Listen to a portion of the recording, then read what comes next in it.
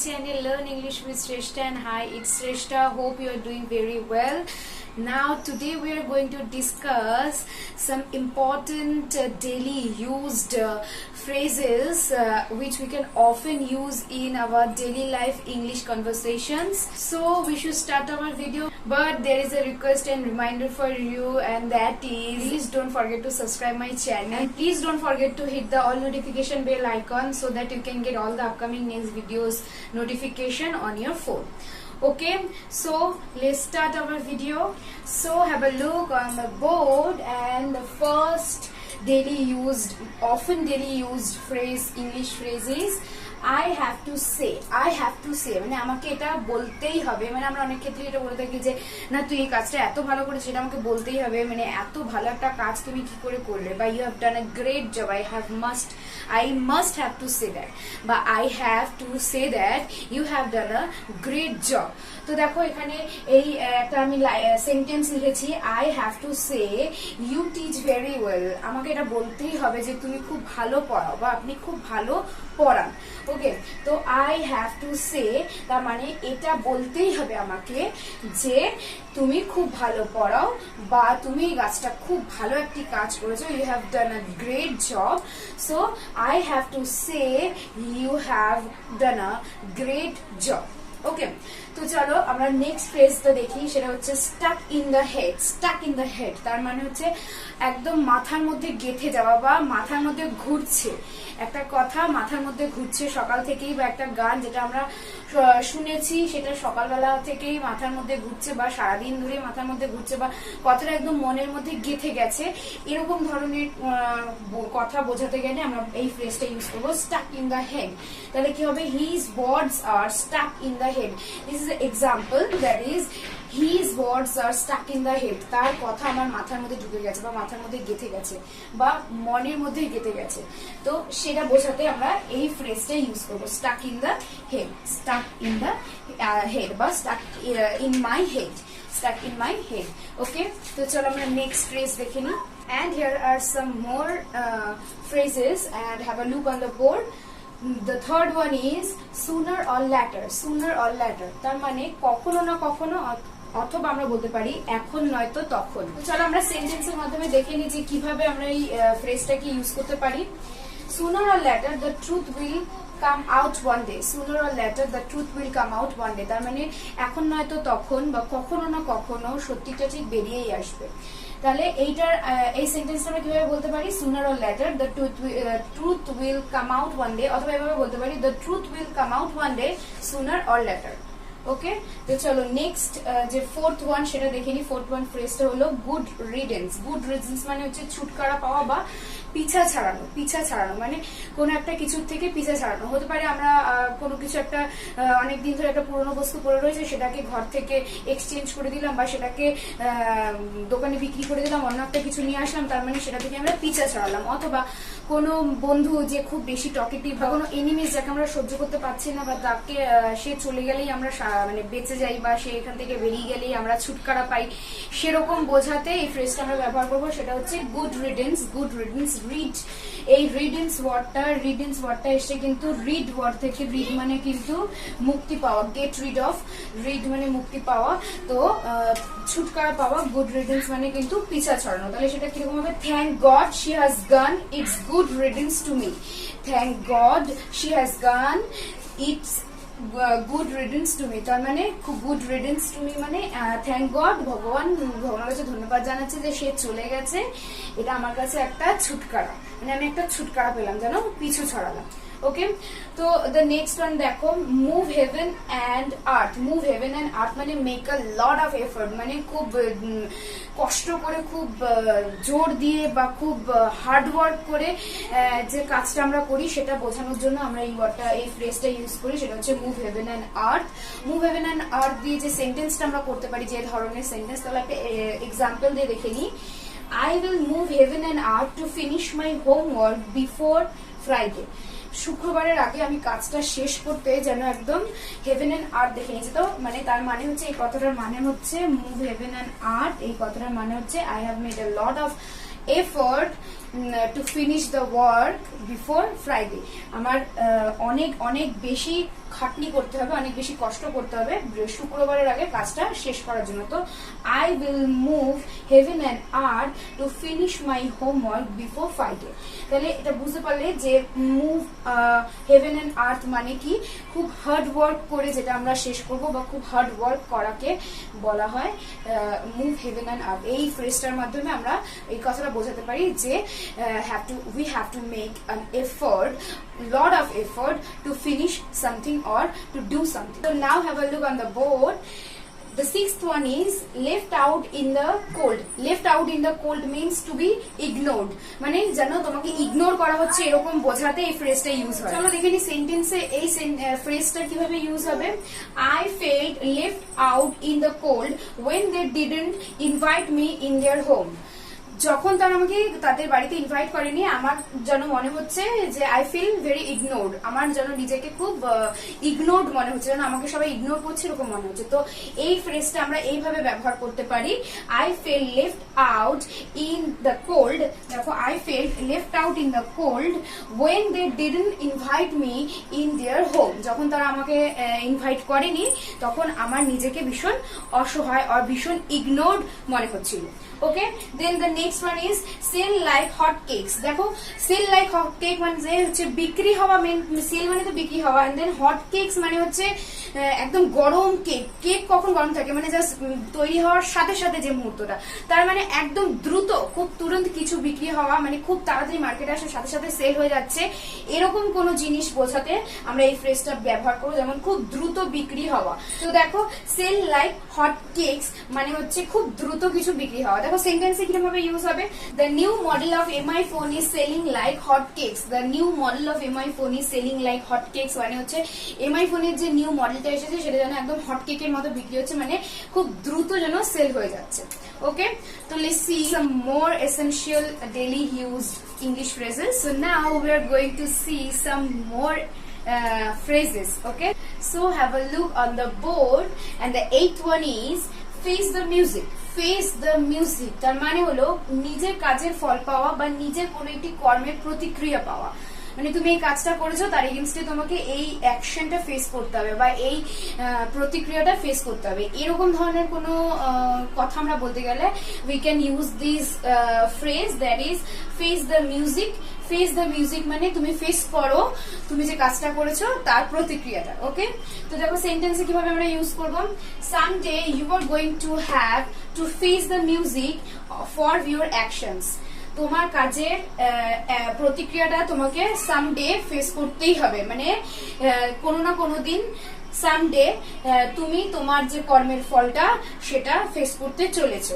ওকে, তো someday you are going to have to face the music for your actions. তোমার কাজের যে প্রতিক্রিয়াটা, যে ফলটা, সেটা তুমি একদিন ফেস করতে চলেছো বা ফেস করতে তোমাকে হবে।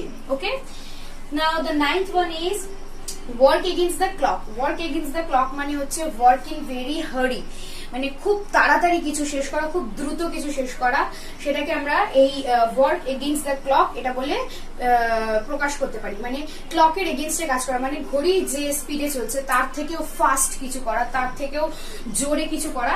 মানে ন্যাচারালি এরকম কখনো পসিবল না, বাট এটা বলা এই জন্যই যে কোনো কাজ খুব দ্রুত করছি সেটা বোঝানোর জন্য আমরা এই ফ্রেজটা ব্যবহার করতে পারি যে work against the clock. So দেখো আমরা কিভাবে এটা সেন্টেন্সে ইউজ করতে পারি, I have completed only half of the work they gave it to me. মানে আমাকে যে কাজটা দিয়েছিল তার অনলি হাফ আমি কাজটা কমপ্লিট করেছি। So now I have to work against the clock. তো এখন আমাকে এই যে ওয়ার্ক এগেইনস্ট দ্য ক্লক, তো এখন আমাকে প্রচন্ড ফাস্ট ভাবে খুব তাড়াতাড়ি এই কাজটা কমপ্লিট করার জন্য এই কাজটা করতে হবে। তো এই লাস্টে এই সেন্টেন্সের লাস্টে তোমরা এটা অ্যাড করতে পারো, I have completed only half of the work they have given to me. So now I have to work against the clock to finish the work.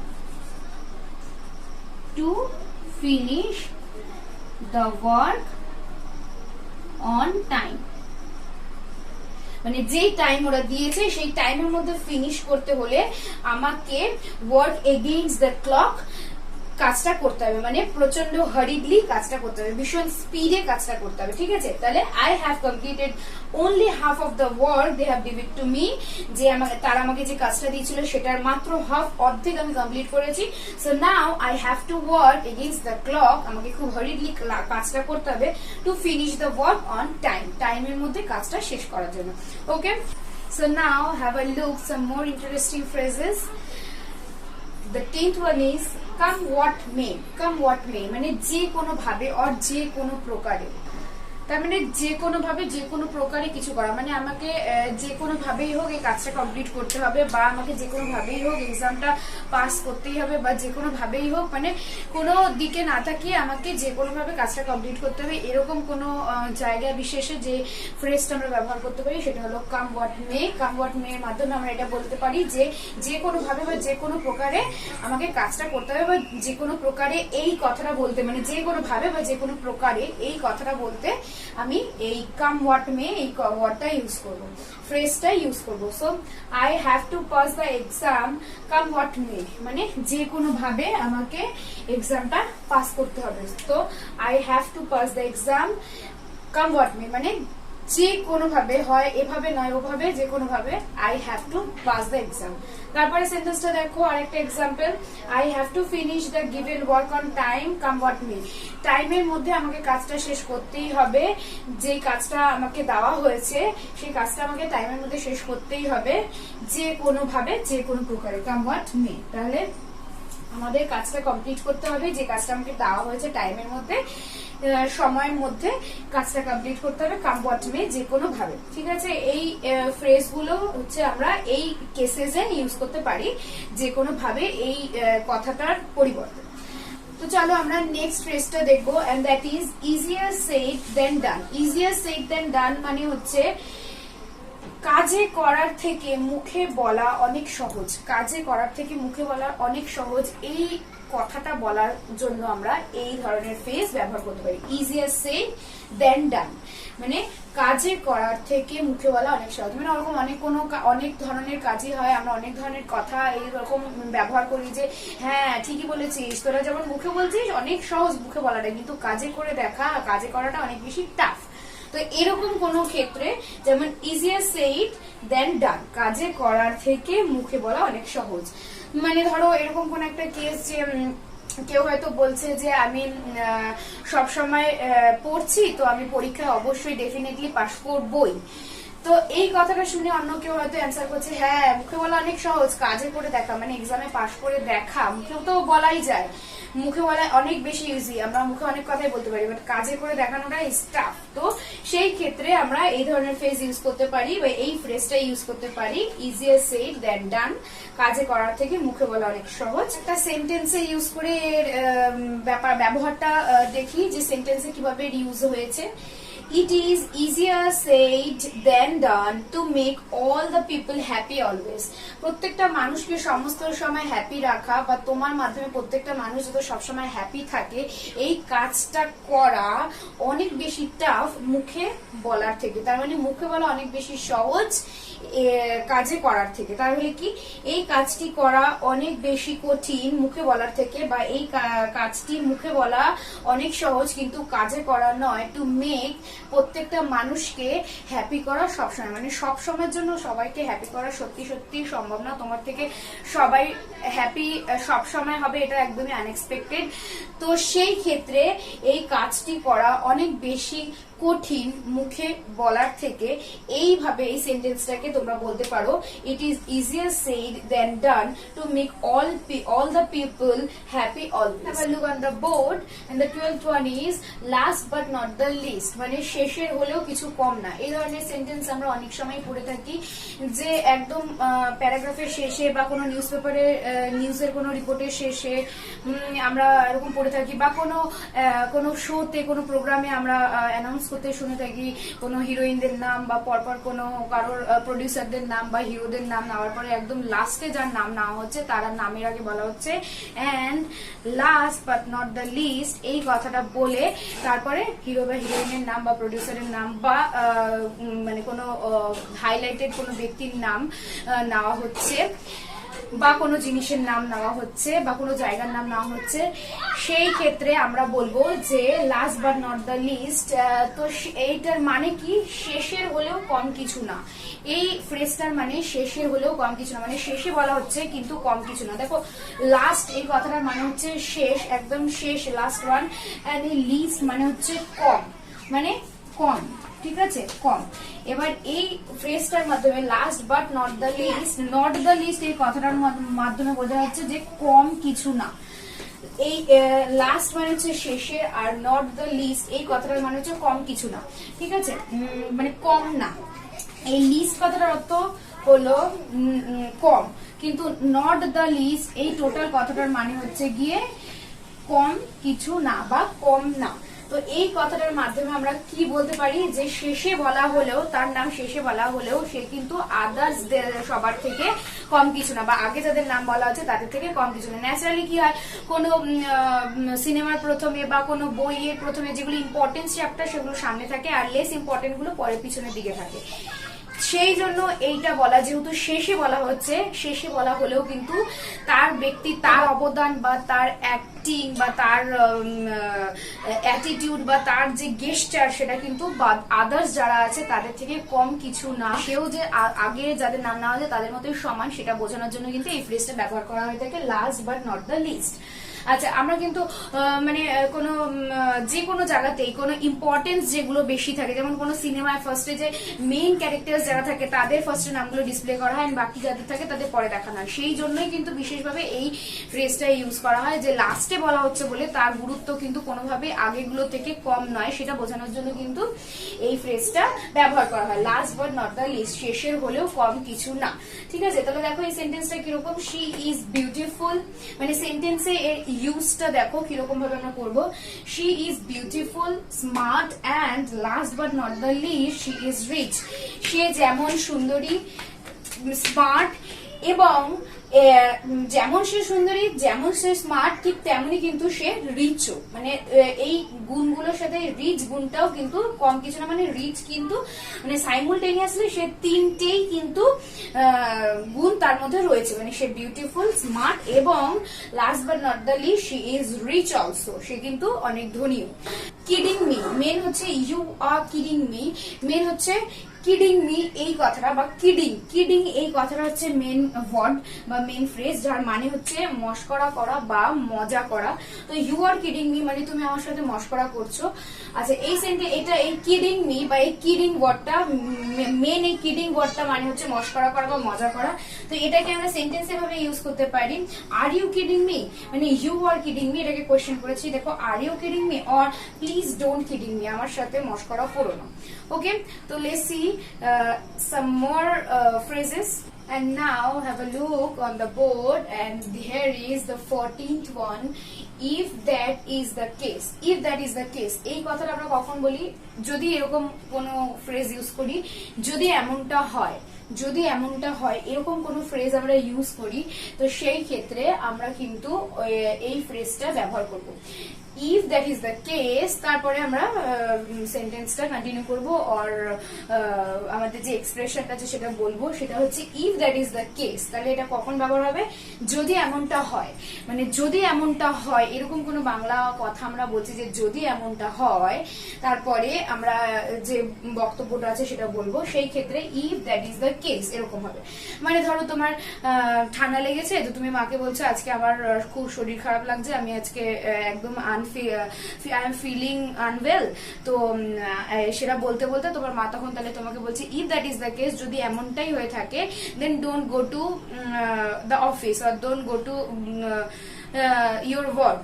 তো এটা হচ্ছে মানে যদি এমনটা হয়, এই কথার ফ্রেজ, এই কথাটা যদি আমরা ইংলিশে বলতে চাই, তাহলে if that is the case এই ফ্রেজটা ইউজ করবো। তো দেখো সেন্টেন্সের ইউজটা আমি করেছি, if that is the case, don't go to school today. যদি এমনটা হয়ে থাকে তাহলে আজকে স্কুলে যেও না। ওকে, আচ্ছা, if that is the case then don't dance today. If that is the case don't dance today, আজকে নাচ করো না। হয়তো তোমার পায়ে ব্যথা হচ্ছে, তুমি বলছো যে আমার ভীষণ পায়ে পেইন হচ্ছে, তো এই কথাটা শুনে তোমার যে ডান্স টিচার সে তোমাকে বলছে if that is the case, যদি এমনটাই হয়ে থাকে ডোন্ট ডান্স টুডে, আজকে তাহলে তুমি নাচ করো না। Okay, and the last one is it just me. Is it just me মানে শুধু কি আমারই এটা মনে হচ্ছে বা শুধু কি আমারই সাথে এটা হচ্ছে, এই ফ্রেজটা ব্যবহার করার জন্য কিন্তু আমরা এই কথাটা ব্যবহার করার জন্য কিন্তু আমরা এই ফ্রেজটা ব্যবহার করো ইজ ইট জাস্ট মি, আর শুধু কি এটা আমার সাথেই হচ্ছে। আচ্ছা, তাহলে কিরকম হবে, is it just me or you are also feeling shame. শুধু কি আমারই লজ্জা লাগছে নাকি তোমারও লজ্জা লাগছে, মানে আমার মতোই কি তোমারও লজ্জা লাগছে, এই কথাটা বলতে হলে কিন্তু আমরা এই ধরনের ফ্রেজ ইউজ করবো। Is it just me? Is it just me? Is it just me? মানে এটা কি শুধু আমারই মনে হচ্ছে বা এটা কি শুধু আমার সাথেই হচ্ছে নাকি অন্য কেউ এই সেম জিনিস ফিল করছে, সেই ধরনের কথা বলতে হলে আমরা এই সেন্টেন্সটা মানে এই ফ্রেজটা ইউজ করব। ইজ ইট জাস্ট মি, শুধু কি আমারই এরকম মনে হয় বা শুধু কি আমারই এরকম সাথে হচ্ছে। তাহলে সেন্টেন্সটা কিরকম ভাবে হচ্ছে দেখো, is it just me or you are also feeling shame. আচ্ছা, এরকম হতে পারে is it just me or you are also feeling cold. Okay, তাহলে এই ধরনের বাক্যের ক্ষেত্রে আমরা এই ফ্রেজটা ব্যবহার করতে পারি। ওকে, সো দ্যাটস ইট, আজকের জন্য এটুকুই। আবার দেখা হবে অন্য কোনো একটি নতুন ইন্টারেস্টিং ভিডিও নিয়ে। হোপফুলি এই ভিডিওটা তোমাদের সবার খুব ভালো লাগলো। ভিডিওটা ফুল দেখো এবং কমেন্ট করে আমাকে জানিও ভিডিওটা তোমাদের জন্য কতটা ইউজফুল হলো। আর এরকম ধরনের ডেলি ইউজড ফ্রেজেস গুলো তোমরা ইউজ করো, তাহলে তোমাদের ইংলিশ ভোকাবুলারি অনেক বেশি এনহ্যান্সড হবে এবং তোমরা অনেক বেশি ফ্লুয়েন্ট ইংলিশ বলতে সক্ষম হবে। তো আশা করছি ভিডিওটা তোমাদের সবার ভালো লাগলো। ভিডিওটা ভালো লাগলে অবশ্যই চ্যানেলটা সাবস্ক্রাইব করবে আর অল নোটিফিকেশন বেল আইকনটা প্রেস করতে একদম ভুলবে না। তো আজকের জন্য এটুকুই, আবার দেখা হবে অন্য কোনো একটি নতুন ইন্টারেস্টিং টপিক নিয়ে। So till then stay tuned with me and be happy and keep smiling.